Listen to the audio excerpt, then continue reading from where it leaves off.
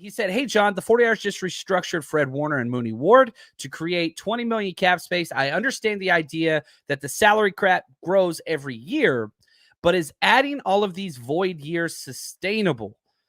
That's the issue. This is new territory. And the idea is very, very simple. You borrow from the future to help the present.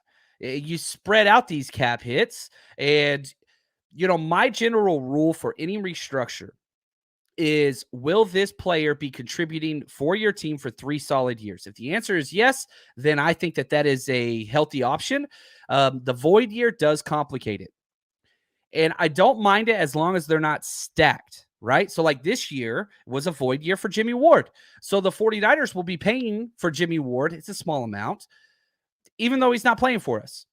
Trent Williams is going to have some void years. Now Fred Warner. Now you just keep adding these. But the whole idea is this. The 49ers are trying to, and again, as we talk about these players individually, I think it's important to understand the 49ers are trying to build a sustainable machine of being a contender.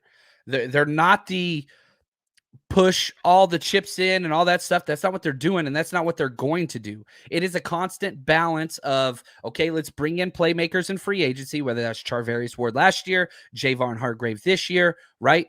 That's imperative. But this team builds through the draft, even if you don't have first and second round picks. Look at what they did last year.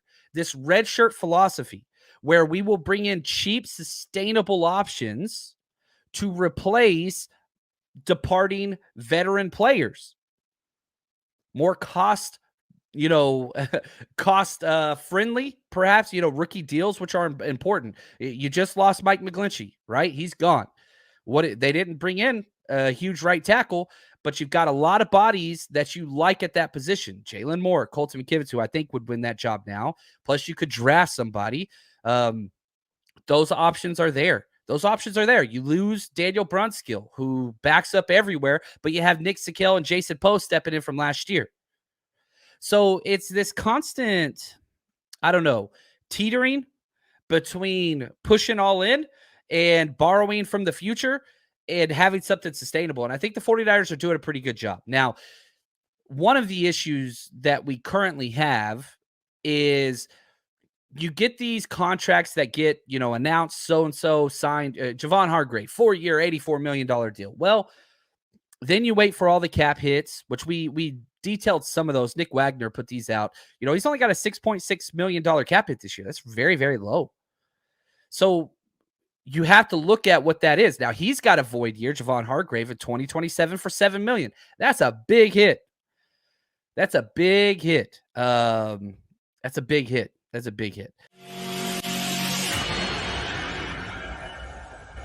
49ers Rush Podcast.